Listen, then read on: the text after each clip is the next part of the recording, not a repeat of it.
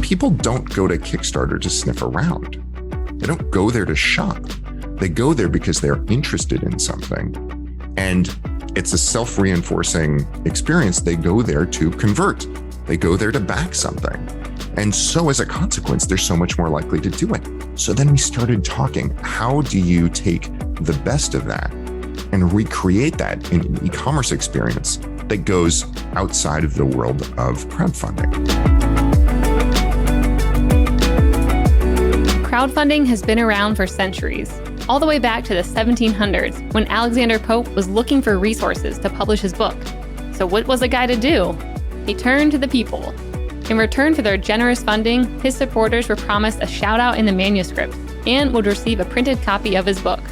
Now, with the internet, it's taken crowdfunding to another level. With easy access to billions of people and their wallets, young companies, inventors, and entrepreneurs have used sites like GoFundMe, Kickstarter, and others to get some wind in their sails. Dan Shapiro was one of them. Dan is now the founder and CEO of Glowforge. But before that, he had a massively successful crowdfunding campaign for a board game he had invented for his kids. Through that experience, Dan realized that there were certain elements of crowdfunding that he described as magic and that he thought could translate to the world of e-commerce. For his next venture, he wanted to take the high-intent visitors to a crowdfunding site on his website and get them to start converting reliably on the brand's landing page. He wanted to build a community and to build excitement that would turn into a flywheel of referrals and inbound leads. Oh, and he wanted to build an inclusive, mission-driven internal culture at the same time. Well, guess what? He did just that with his next crowdfunding campaign. With a $100,000 campaign goal that ended up being blown out of the water, hitting $27 million in pre-orders, he launched his next endeavor. And we dove through all the details on this episode of Up Next in Commerce.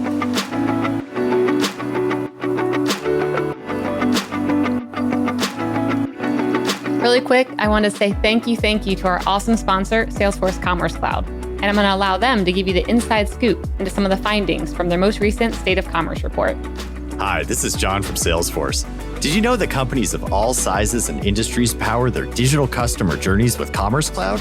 Salesforce Commerce Cloud delivers B2B and B2C commerce, as well as order management around the globe.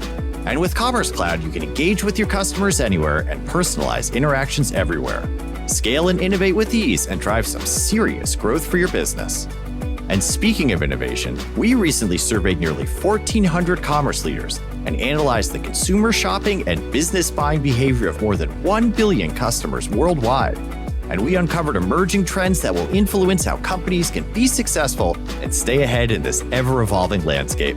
To check out the trends we discovered, go to sfdc.co/commerce insights.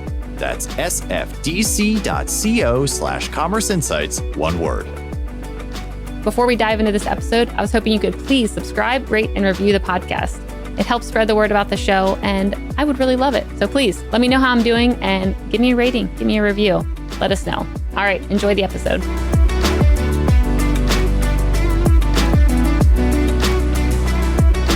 Hello and welcome back to Up Next in Commerce. I'm your host, Stephanie Postles, CEO at Mission.org. Today on the show, we have Dan Shapiro, who currently serves as a CEO and co-founder at Glowforge. Dan, welcome to the show. Thank you so much for having me, Stephanie. It's great to be here. Yeah, I'm very excited to have you. So before we dive into Glowforge, I wanted to go through your background a bit because it's very interesting. We both worked at Google. You did a bunch of amazing companies before this, one of which you sold to Google. So I would love for you to kind of go through the timeline of events so people can learn more about you.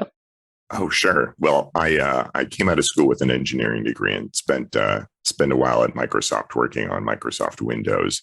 Went to a startup where we were making a Linux-based cell phone, which was basically the idea behind Android, but a couple of years before it was a good idea to do that. So I got my taste of startups and started a company now called PhotoBucket and one called SparkBuy, which I sold to Google. Spent a few years there and then left to write a book about startups called Hot Seat, Startup CEO Guidebook. And to take this board game that I developed with my kids, boy-girl twins, they're 4 years old at the time. And basically, I wanted to get out of playing Chutes and Ladders. That was my goal for this game. So Robot Turtles teaches programming principles to kids as young as preschool. And I put it on Kickstarter just to kind of see what would happen. And it blew up, became the best-selling board game at the time in Kickstarter history. And it was while I was working on prototyping for that game that I discovered this backwater technology called CNC laser cutting and engraving. One thing led to another, and I wound up with an industrial carbon dioxide cutting laser imported from a factory in China, installed in my As garage. one does. Garage, yes, as one does. And started messing with it and making all this cool stuff. And I thought it was incredible.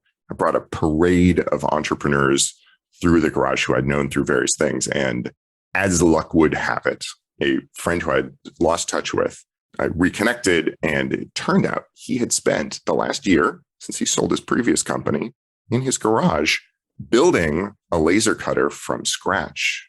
We sat down together and we started talking about what it would mean if we could make factories personal the same way that we made computers personal a few decades ago in a way that transformed our lives.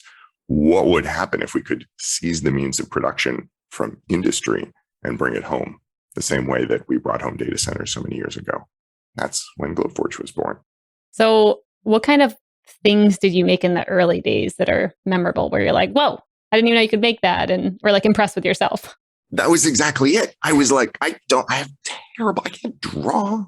I'm not a designer. I don't have any of that. But I was, what I wound up doing was seeing architecture that I liked. And I just traced the design and turned it into things. So there's a lamp on the ceiling right here that replaced a lamp that was falling apart. And my wife, I surprised her with it, and she looked at it and said, "Oh my gosh, you made that?" And I was like, I was feeling good about myself then. I made a rig to hold a video camera steady, like a Steadicam rig from some designs that I found online. And I'm like, oh my gosh, I just put the material in and pushed the button, and something really useful came out the other side. I ordered a wallet on Kickstarter, and then it got delayed because that's how crowdfunding works. And I was looking at their updates, and they were actually making the wallet on a laser cutter, and they had pictures of it. And I was like, oh, well, I'll just make my own while I'm waiting for it. I went into the leather supply shop in Seattle, which I'd never been to before. And I said, I want to make a wallet. And the guy there said, don't make a wallet. It's a terrible idea. You'll never come back. Like, that's the wrong first project. And I'm like, nope, I'm going to make a wallet. And so he sold me half a cow, like this giant, literally half a cow. He's like, you're going to mess up a lot. Take this. Exactly. See you in a year. Good luck. Yeah. And I came back the next day, and he's like, you're back. And I said, yeah, I'm gonna go do that journal. So you can like wrap a journal in leather thing you suggest. I need the hardware for that. He's like, I'm so glad you didn't give up. And I'm like, well, no, I just need something to do with the rest of the cow you showed me. I showed him the leather. And this guy, I still remember, like, incredibly intimidating looking, had multiple face piercings, tattoos all over. And I remember just like, he leaned in really close to me and said, you don't understand. You have a gift. And I said, you don't understand. I have a laser.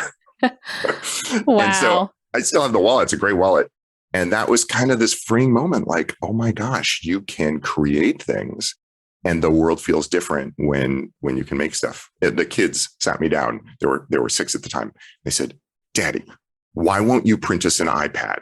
And I'm like, these kids are growing up thinking that's how stuff happens. Like, print me Amazon's a Tesla, the backup. let's go. Yeah. Yeah, exactly. Amazon's a backup when you can't make it yourself. And more people should think of the world that way. Oh my gosh, that's epic. So, okay, how is your printer different than others? I mean, when I was looking at your website, one, I didn't know there were 3D printers that you could literally put anything in, like cardboard, wood, metal, chocolate, like all the things. I don't know if that's like standard with the industry, but I didn't think that was how it was. So tell me a bit about like, how are you all different? Yeah, this is an old factory technology that nobody has used in any sort of practical application outside of these industrial machines. So it's really different. Traditional 3D printing is additive, builds things up layer by layer. 3D laser printing, proper name is CNC laser cutting engraving. We call it 3D laser printing. You put in the material and it's subtractive. It uses the laser, the width of a human hair, to cut and engrave and sculpt the product that you're trying to create. And so it's actually much faster. A typical print takes 10 minutes, whereas 3D prints take hours. And you can work across all those beautiful materials. And so you can create things that really matter, whereas 3D printing is typically, especially home 3D printing, is all plastic. Okay, got it. That's awesome. I mean, after going through your website, I'm like, I need one of these ASAP. I have a lot of ideas now. I don't know how they'll turn out, but if that little kid on your website could make something great just by drawing something, I could do something cool. I just don't know what it is yet. because I'm artistically incompetent. And my kids, when we designed the product, were kindergartners. Yep. It was very much designed so anybody can be successful with it. And then like people who are actual designers, it's unbelievable. It's like they can take their ideas to mass production in days. I love that. I mean, it's so many opportunities that it's opening up for everyone. That's why it was so cool. I was just thinking about all these Etsy designers having really cool design on like wood earrings and products. And I mean, there's so many opportunities that it gives other people to just start their own companies around it. That's what made me so excited about it. And that's a big part of why this ultimately feels like my life's work. Mm-hmm. Because with that engineering degree, I learned to make stuff and it changed the course of my life in the world. And getting to take that up, literally put it in a box mm-hmm. and give it to other people, that ability to create things is so powerful. Yeah. When I'm talking to somebody at Glowforge, like a candidate who's a supply chain manager or a mechanical engineer, I explain to them that you actually get to take your skills and package them up and give them to our customers. Like they are buying our skills and capabilities so that they don't need their own supply chain manager. They don't need their own mechanical engineer. That creativity, those capabilities are all in there. So they just have to push the button. It's only on one button. Like, so there you go. That's all they want. One button. I mean, what's also really fun about this idea is I was reading a really good book this weekend around storytelling and storyscaping. And they were talking about taking your customer and putting them in the position of the hero, and the brand or company acting as the mentor, and the product is the gift. And like thinking about how do you shape the narrative around your company so that your customer feels like the hero. And to me, your company's a perfect example. It's like you make something, you're the one being able to provide this gift, you're the hero in the story, and you guys are the mentor kind of providing the behind the scenes, capabilities to do so, which I love. We try to be in this position where we are supporting, but we're there if you need us. We usually call our customers owners instead of customers, like they're Glowforge owners, because that's the way they think of themselves. About a third of our customers are buying it just for hobby use. Mm-hmm. About a third are buying it for business, and a third are aspirational entrepreneurs who are buying it and they're going to do some personal stuff, and then they're going to put it on Etsy, and then they're going to try something new they haven't done before. And that notion of ownership, that they've brought something into their lives that they can use to go create, that's core to their experience. And so celebrating that is a big part of how we connect with Glowforge in the world. We connect with our owners and with people who are thinking about bringing a Glowforge into their world. So I want to talk about the idea around crowdfunding, because you've done it more than once. And crowdfunding has kind of felt like it's gone through waves, where it's like very, very popular at one point, seemed like no one was doing it or there weren't any big hits coming out of it. Then it came back. And so I want to hear about, the lessons of blowing up not only once, but twice on there, and kind of how you think about applying those lessons to like traditional sales. So crowdfunding is amazing. I remember the first time a friend came to me and said, Kickstarter's great, you should check it out. And I'm like, so you give them the money and you don't get stock, and they only have to give you a product. Like they only have to try. They don't actually have to deliver anything to you. And you're probably going to pay more than anybody else. And you're going to get the first versions that aren't very good. I'm like, what? This doesn't make any sense. And so in sort of an effort to understand it, I backed a few things on Kickstarter. And then I went and backed a bunch more for $1, which just puts you on their mailing list. Yep. So I could learn how it worked and sort of see how it went, because I was just perplexed and curious. And what I realized is there's some things about it that are magical, and understanding them have repercussions that go far beyond crowdfunding, and in fact inform the way we do business and the way we build our website and the way we communicate with customers. One of the first things is, this is years and years and years ago, so I don't know if this is true, but at the time, I looked at the conversion rate of a typical e-commerce page. It was something like 1%. And I got to see the conversion rate of a Kickstarter page. So of the people who landed on a Kickstarter page, how many of them transacted? And it was over 10%. Wow. So think about that for a minute. A web page where people are more than 10 times as likely to buy your product. That's magical. Oh my gosh, what's going on there? And I started deconstructing it and talking to, I got to know some of the folks at Kickstarter and looking at e-commerce best practices. There's a few things going on, some of which you can replicate and some of which you can't. So one of which is the time, the countdown. That's really powerful. It's really motivating. Another one was the social proof that was evidenced by this big number that keeps going up and up and up, the backing number. So you feel like you're joining something, you're becoming a part of something. Part of it was the connection to community. So when you went there, you suddenly felt like you were being invited into a movement, into a club, into an opportunity. And it felt very personal and compelling, much more so than just a thing that you could drop into a cart. But probably the biggest thing is there's something about expectations. When you go to an e-commerce site, your expectation is it's an e-commerce site. You're going to look around, maybe throw some stuff in the cart. Maybe you're going to buy it. Maybe you're not. People don't go to Kickstarter to sniff around. Mm-hmm. They don't go there to shop. They go there because they're interested in something. And it's a self-reinforcing experience. They go there to convert. They go there to back something. And so as a consequence, they're so much more likely to do it. So then we started talking, how do you take the best of that and recreate that in an e-commerce experience that goes outside of the world of crowdfunding? Now, some of it you can play around with, like countdowns. That's not uncommon. I just started, we discovered a couple months ago, a site called We, with 3 E's and an exclamation point. Oh, that's fun. That's an international grocery delivery. So we can get all sorts of unusual fruits and vegetables and all sorts of stuff, and it makes cooking interesting. And so we've been ordering from them. And it's interesting because it has a very different aesthetic for shopping, and one that I think is more popular in Asia than here. There's pop-ups all over the place with percentage discounts. And one of the things that's all over the place is these countdowns.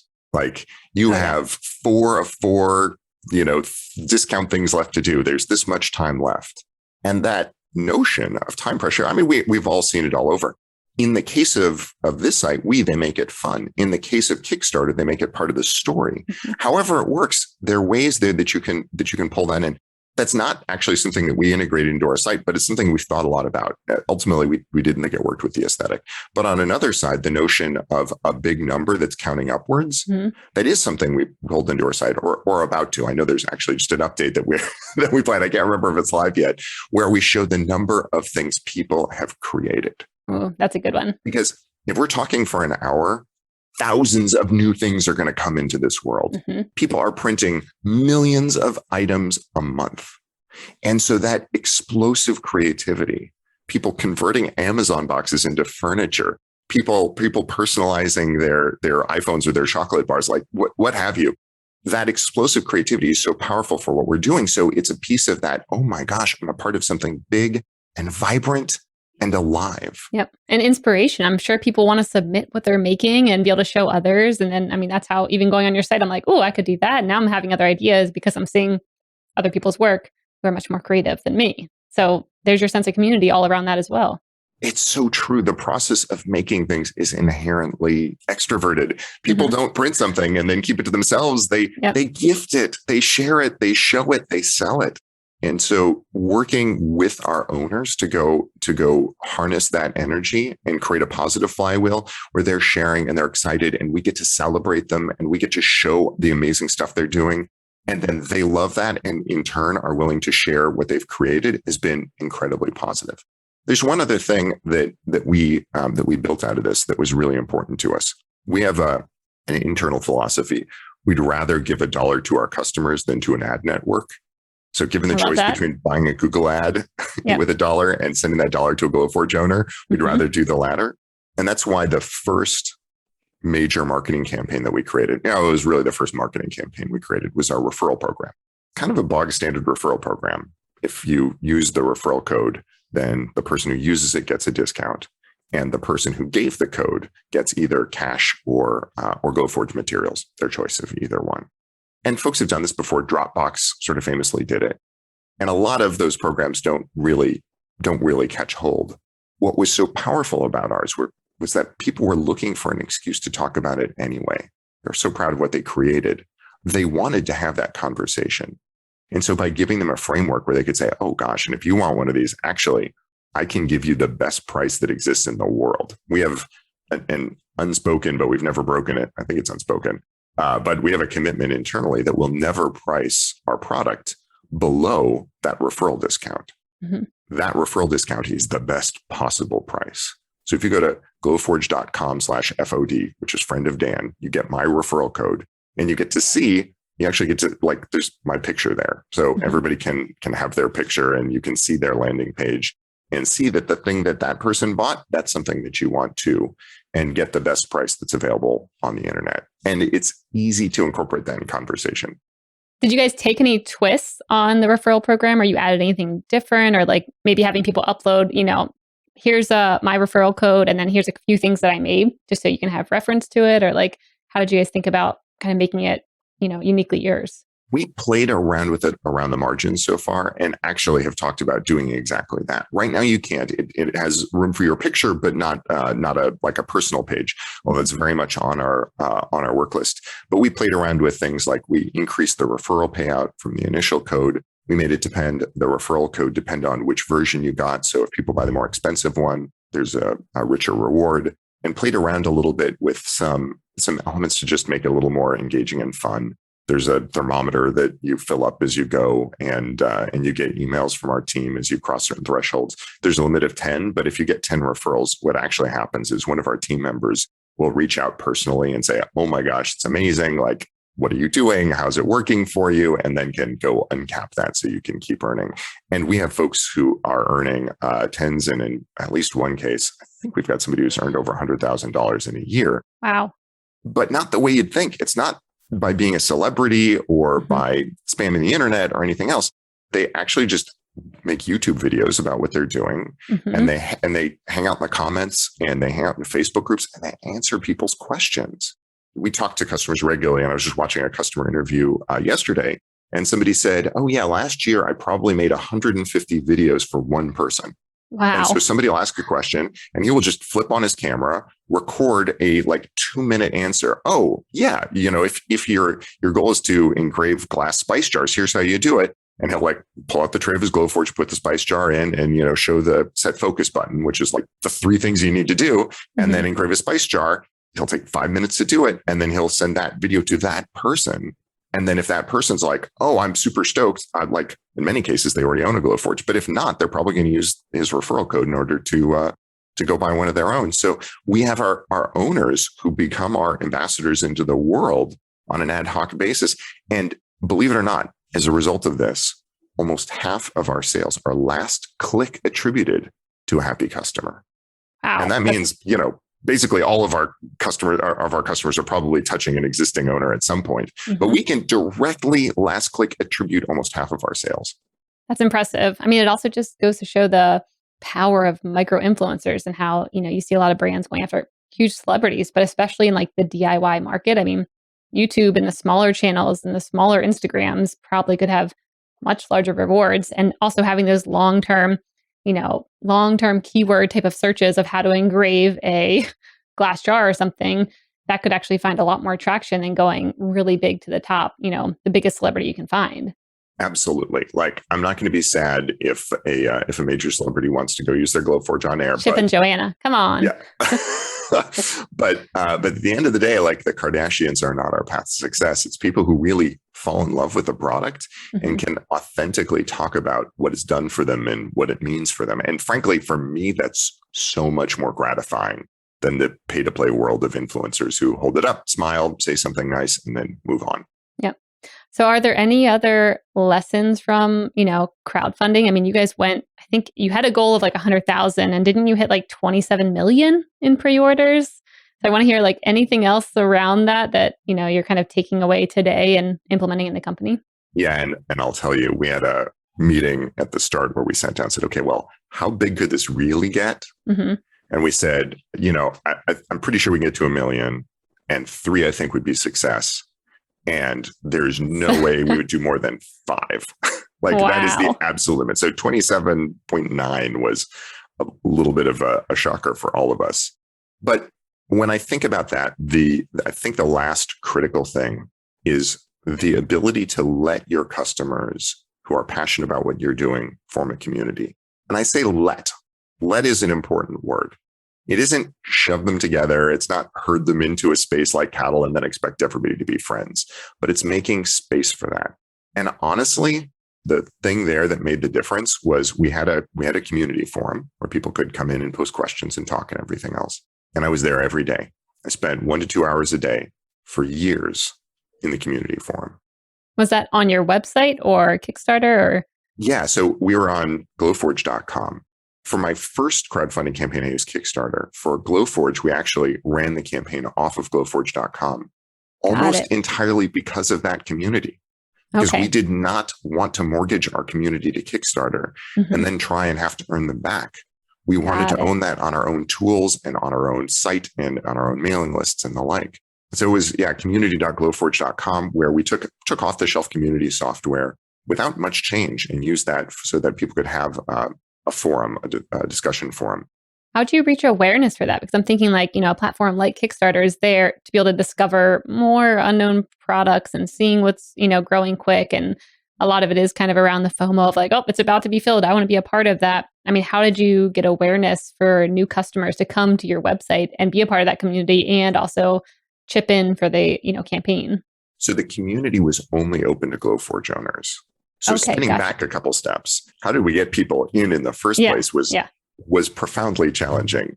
Kickstarter's ability to find customers is actually often overestimated. In a typical Kickstarter campaign, you get metrics. Only about 30-40% of people find the product on Kickstarter. And that's only for big ones. For smaller campaigns, it's much smaller. So Kickstarter is a multiplier on top of the traffic you bring. But at the end of the day, you still have to send the traffic, which is why we used our own site. If we're going to send traffic somewhere, we'd rather it be to our own. But the way that we did that was with a referral campaign. So we started out and we said, here's a discount on our forthcoming product. And if you share this discount with somebody else, your discount gets bigger and they get a discount too. And so we had this referral campaign to sign people up for our email list, where folks would sign up, then they'd forward it to a friend would sign up, so they would get a discount at launch. And by the way, we had, just to give you a sense of scale, about a year before we launched, when we were working to go build that mailing list, and we had about 1,500 people on the list. Then we launched the email referral program that I just told you about. And in a month and a half, we had over 10,000 people. Power of referrals. Yes. During that 9-12 months where we only had 1,000 people, that included a New York Times article, included a Wall Street Journal article, that included like all sorts of PR. Nothing compared to people who are excited about what we're doing and sharing it with each other. Wow. Yeah. I mean, I just read a whole article around how PR is not really working like it used to. And you really have to find more authentic ways to communicate and get your product out there and find your, true fans and whatnot. And I mean, that perfectly showcases that point. Yeah. At the end of the day, nothing is more credible than somebody who's passionate about what you're doing, standing up and putting their own reputation on the line to speak for you. Yeah. Yep. So when you were in this community, like what were you doing to interact with people? Were you throwing questions out there, like trying to, get more people to talk with each other? Or how did you think about, sparking fun conversations there? I actually wasn't. And it was probably wrong, because that is certainly best practice. But what I was trying to do was a couple of things. One was to be a calming influence, because online communities can get a little wild. Yeah, you are calming. And so showing up when people were upset and saying, because especially when your community is focused around a product that people don't have yet, and because we had multiple delays that made things late, there was every opportunity for this to just be an incendiary disaster. And in fact, a lot of crowdfunding communities turn into that when people just get really upset. And so showing up and saying things like, I'm sorry. Because one thing that would happen is people get really mad at us. And if I showed up in humanity and said, hey, I'm here and this is my fault and I'm sorry, it goes a long way. Another thing that would happen is somebody would show up and be mad at us, and then other members of the community would get mad at them. Why are you in here yelling? Why are you upset? And then I would show up and I would say, it's okay. Like, I failed this person. And, I know that they're here upset about something that happened 3 months ago and you've all gotten over it already. But you know what? They have every right to be upset. They have every right to come here and demand accountability and apology. And I'm here for that.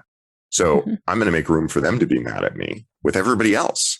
And we actually kind of divided out the forum. So we didn't call it this, but there's, I'm really mad at you and want to yell at you. And there's, I want to talk about the product. And there's, let's socialize in different sections of the forum so that people could kind of opt out. And if somebody got mad at us in the wrong place, I'd be like, here, let me move this over to the I'm mad at you and want to yell at you forum. And then part of the forum, and I will apologize.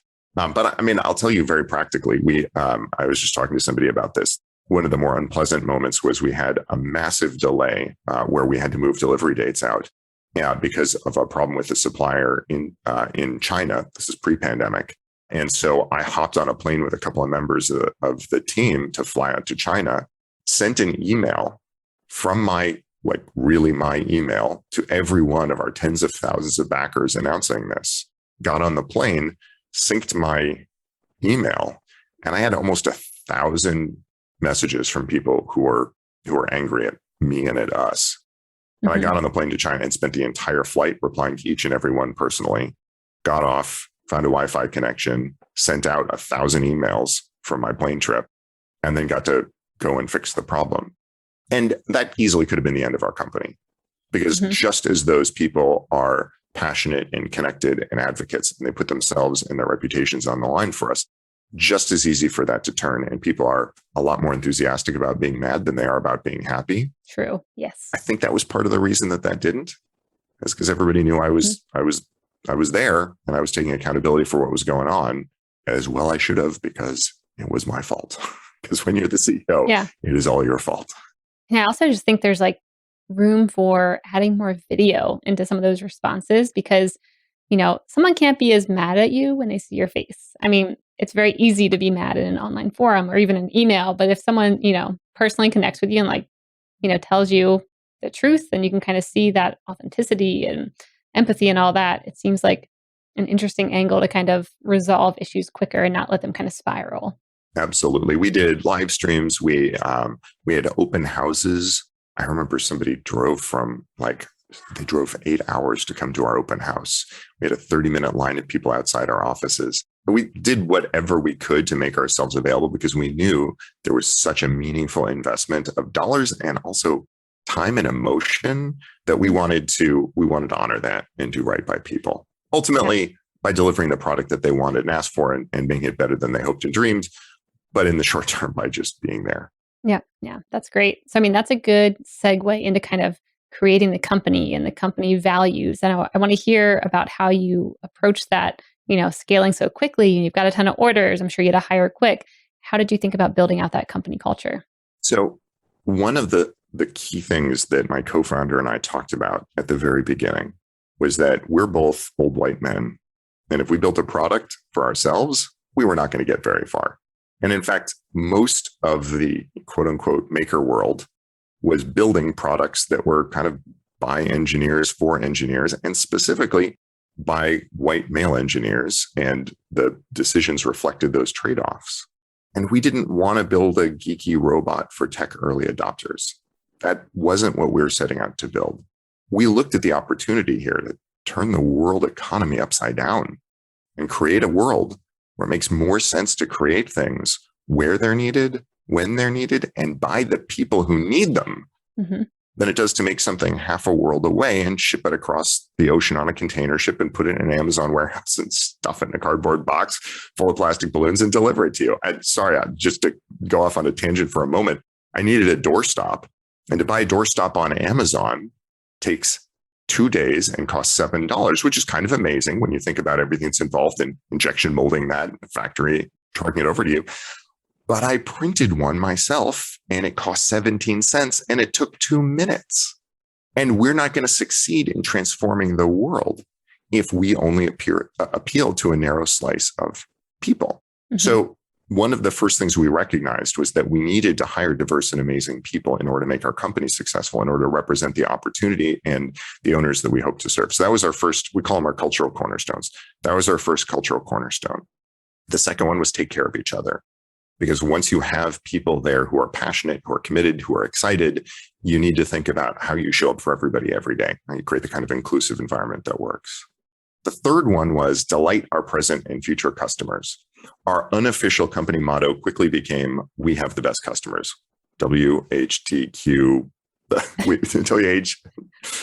Anyway, we have a little emoji that I always pull up in Slack and people, WHTCBC. Anyway, we have the best customers, and people say it all the time. Not like as it's our company motto thing. People are just like, oh my gosh, we have the best customers. Like, look at this thing somebody sent us. Look at this thing that happened. We have the best customers.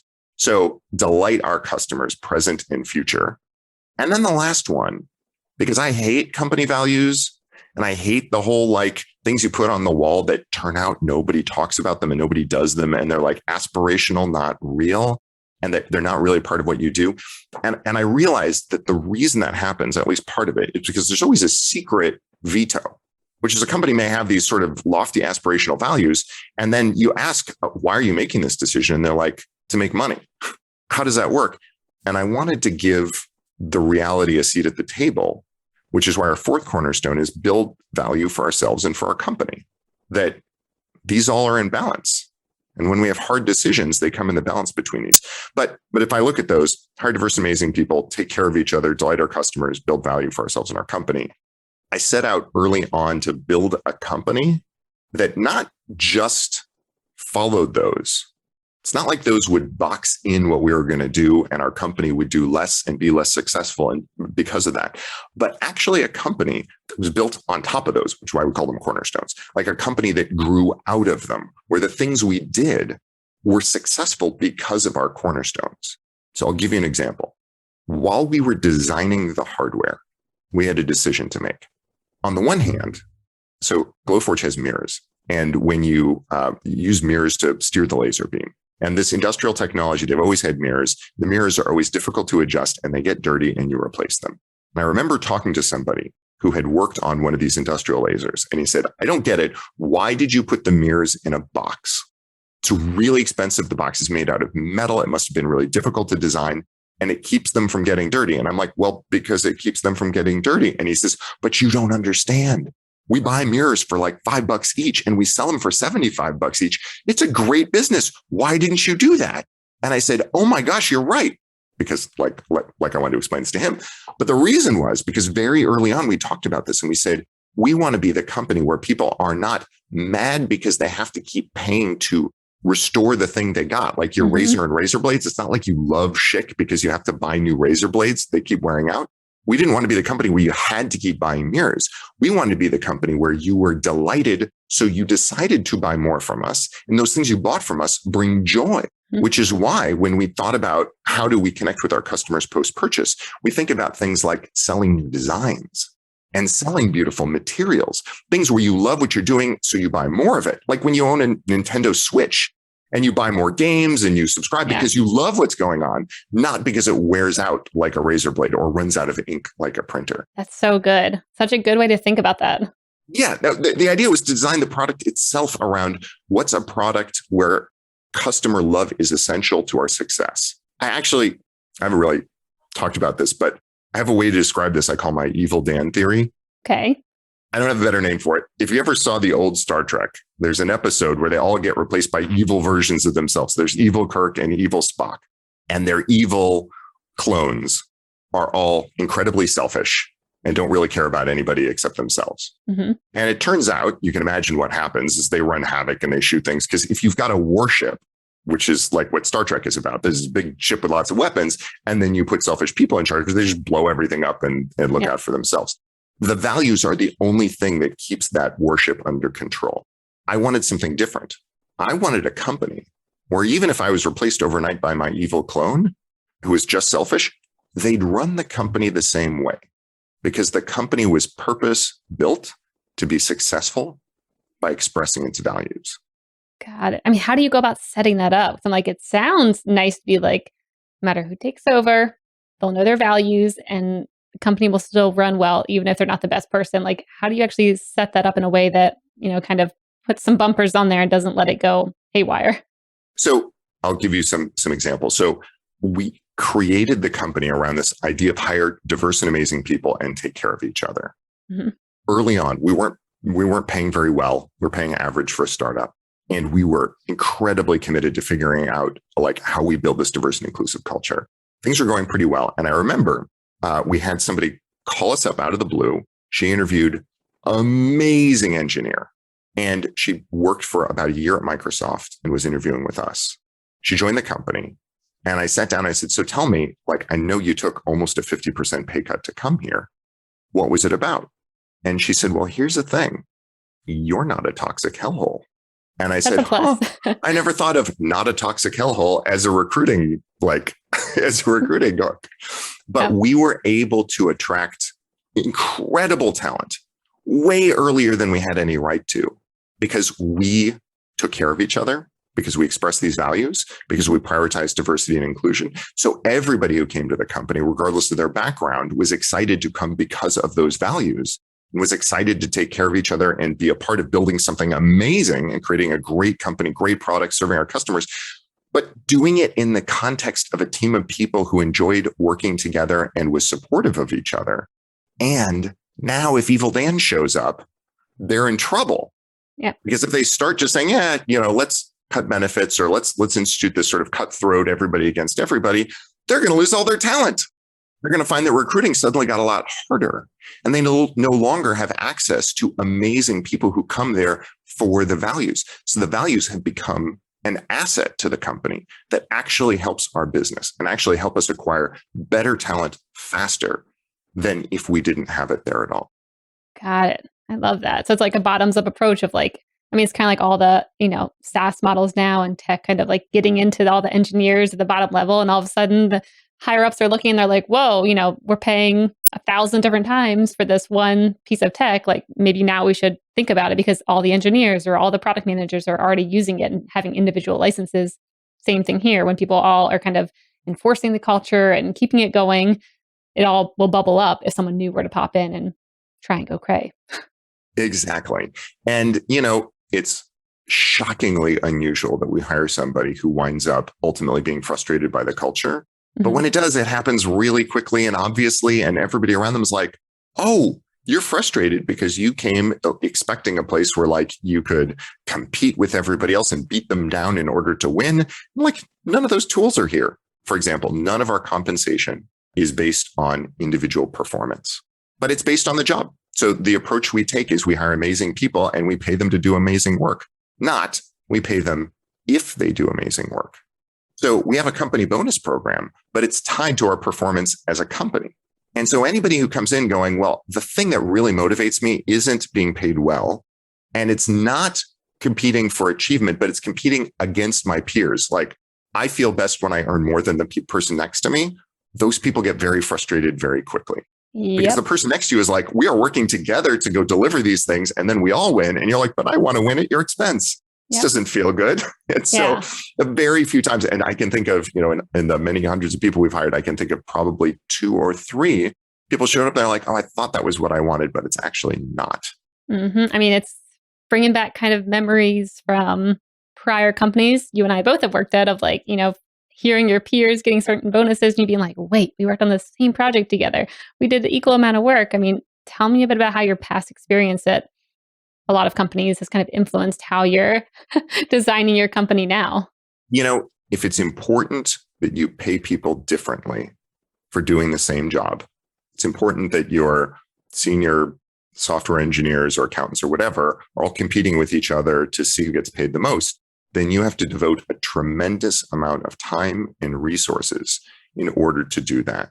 Mm-hmm. And, when I was at Google, it was days each year, and in some cases weeks, devoted to trying and measure people against each other. If you come in and say, look, here's the thing, everybody's going to do amazing work. If you're not doing amazing work, we're going to sit down and work with you to either get you to the point where you are or find something else that you're going to be amazing at doing. But you can't do this unless you're doing amazing work. If you start out with that baseline, then you don't have to go through all the who's better, who's best. Microsoft talk about the lifeboat exercise, like who'd you throw out of the lifeboat first if the ship was sinking, and you get to bypass that, which lets you build a culture where people can actually take care of each other, and where you can hire diverse and amazing people and get the best performance from them because they feel supported. And like the bar is, am I working in support of everybody else, in support of our customers, in support of our cornerstones? Am I doing amazing work, rather than am I beating the person next to me? Because there's this terrible unspoken secret at all of those companies, which is, well, sometimes it's spoken, which is that you can only succeed at the extent of somebody else. There's curves that are enforced. And if you're getting the 10, then somebody else can't be, has to be getting the 8. Only so many 10s can be given out, and only so many promotions. Well, we both know that pretty well. And you can't build a culture where people truly are wired in to care for each other. They have to care for each other despite the company, not because of it, when you build that in from the ground up. Yeah. It's interesting when I talk to folks, everybody's like, but surely that won't scale. Like maybe that worked when you're a dozen people, but it won't work when you're 50. Surely when you're 50, it won't work when you're 150. Like we haven't found the limits yet. Maybe there's some point where it won't. How many employees are you at right now? And what level of scale are you guys at? About 160 right now. Wow. Haven't reached the end of it, but it really does require constant thoughtfulness about hiring amazing people. Because here's the thing. If you do have two senior software engineers, accountants, whatever, sitting next to each other, and one of them's amazing and one of them's just pretty good, then it doesn't feel fair. Yeah. And so the way I talk to folks is, think about the people you've hired and think about the truly outstanding ones who you'd work with again, anytime. Mm-hmm. Those are the ones who we want to hire. And the people who do really solid work and who are, very good, those are the people we're just not going to hire. And that makes it really hard because it means we're always behind the ball. Like we're always struggling to fill our roles because we're looking for amazing folks. It means we have fewer folks to do a given job because they're incredible people who take on a tremendous amount of work. But many aspects of the company revolve around this. And as long as we hold to it, it works well together. The day that we start just hiring to fill seats, it all falls apart. Yep. Yeah, completely agree. All right. I want to do one last thing. We don't have a ton of time, so I'm going to shorten the lightning round. The lightning round is brought to you by Salesforce Commerce Cloud. This is where I get to ask you maybe one question based on our time constraints, and you have 30 seconds or less to answer. Are you ready, Dan? Let's do it. All right. First, coolest thing that you've ever seen 3D printed. Somebody made an escape hatch for some robin chicks that were caught in their window well. So they lasered up a ladder, and then the chicks hopped up to escape because they were trapped in their window well. It was adorable. Is there a video of this?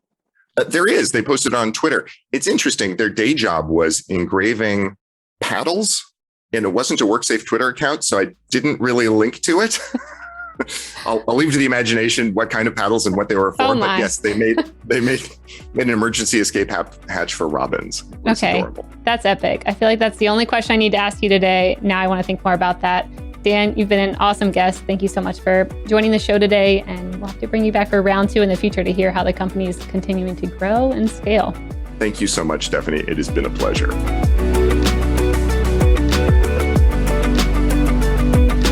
Hey listeners, thanks for tuning into this episode. I hope you enjoyed it as much as I did. If you haven't already, please subscribe, rate, and review this podcast. It helps spread the word, and I would greatly appreciate it. See you next time.